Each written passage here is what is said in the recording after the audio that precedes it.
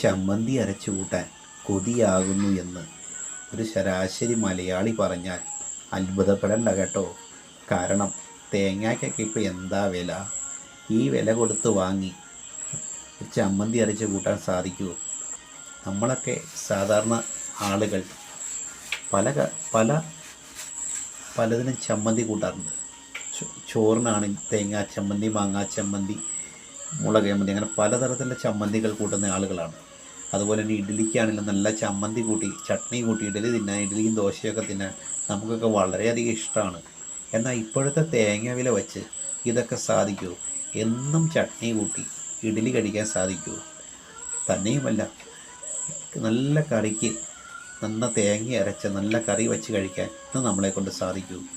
അങ്ങനെയൊരു എല്ലാ ദിവസവും ആവശ്യത്തിന് തേങ്ങ അരച്ച് കറി വെച്ച് കഴിക്കുക എന്ന് പറഞ്ഞാൽ ഒരു ശരാശരി മലയാളിയെ സംബന്ധിച്ച് ഇത് സാധിക്കുന്ന കാര്യമാണ്. വലിയ പണക്കാരന് സാധിക്കുമായിരിക്കും. സാധാരണ മലയാളിക്ക് എല്ലാ ദിവസവും തേങ്ങ വാങ്ങി അരച്ച് കഴിക്കാൻ സാധിക്കുമോ? ഒരു തേങ്ങയുടെ വില 90, 95, 100ഒക്കെ ആയി. 100-നധികം വില വാങ്ങുന്ന ആളുകളുമുണ്ട്. ഈ അവസ്ഥയിൽ തേങ്ങയൊക്കെ വാങ്ങി നല്ല ചമ്മന്തി കഴിച്ച് അതുപോലെ നല്ല തേങ്ങ അരച്ച കറികളൊക്കെ കൂട്ടി നല്ല മീനൊക്കെ തേങ്ങ അരച്ച മീൻ കറിയൊക്കെ കൂട്ടി ചോറ് കഴിക്കുക എന്ന് പറഞ്ഞാൽ വളരെ ബുദ്ധിമുട്ടുള്ള കാര്യമാണ്. തന്നെയുമല്ല, നല്ല വെളിച്ചെണ്ണയിൽ വറുത്തെടുത്ത മീൻ കൂട്ടി മീൻ വറുത്തത്, മീൻ പൊരിച്ചതൊക്കെ കൂട്ടി ഒന്ന് ഊണ് കഴിക്കുക എന്ന് വെച്ചാൽ, ഡെയിലി കഴിക്കുക എന്ന് വെച്ചാൽ അതൊക്കെ മലയാളിയെ സംബന്ധിച്ച് ഇപ്പോൾ സാധാരണക്കാരായിട്ട് ഞാൻ ഉദ്ദേശിച്ചത് അവരെ സംബന്ധിച്ച് വളരെ ബുദ്ധിമുട്ടുള്ള കാര്യം തന്നെയാണ്. പല കറികൾക്കും പപ്പടം കാച്ചാൻ പോലും മലയാളി വെളിച്ചെണ്ണ ഉപയോഗിക്കാൻ കഴിയാത്ത അവസ്ഥയാണ്. 500 രൂപയൊക്കെ അടുത്ത് വെളിച്ചെണ്ണയ്ക്ക് വിലയായി. അത്രയും രൂപ കൊടുത്ത് ഇന്ന് തലയിൽ തേക്കാൻ പോലും മലയാളിക്ക് വാങ്ങാൻ, സാധാരണക്കാരനായാണ് ഉദ്ദേശിക്കുന്നത്, വളരെ ബുദ്ധിമുട്ടാണ്. ഈ സാഹചര്യത്തിൽ എല്ലാത്തിൻ്റെയും വില വലിയ തോതിൽ കുതിച്ച് കയറുകയാണ് നമ്മുടെ നാട്ടിൽ. പലർക്കും വീട്ടിൽ നല്ല നല്ല കറികളൊക്കെ കാണാക്കനികളായി മാറിക്കഴിഞ്ഞു.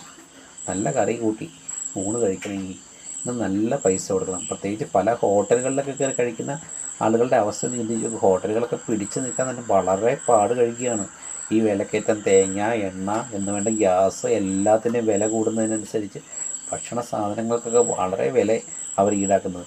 തന്നെ ഇത്രയും വില കൊടുത്ത് ഭക്ഷണം കഴിക്കും പലരും ഹോട്ടലുകളിൽ കയറാൻ പോലും മടിക്കുകയാണ്. പല ഹോട്ടലുകളുടെ അവസ്ഥ വളരെ ദയനീയമാണ്. പല ഹോട്ടലുകളും അടച്ചുപൂട്ടൽ ഭീഷണിയിലാണ്. ഇത്ര വില കൊടുത്ത് ഈ ഭക്ഷ്യവിഭവങ്ങൾ ഉണ്ടാക്കി അവരെങ്ങനെ സപ്ലൈ ചെയ്യാനാണ്? കുടുംബ ബഡ്ജറ്റുകൾ തന്നെ പലരുടെയും താളം തെറ്റി. പലർക്കും പിടിച്ചു നിൽക്കാൻ പോലും കഴിയാത്ത അവസ്ഥയാണ് നമ്മുടെ നാട്ടിലുള്ളത്.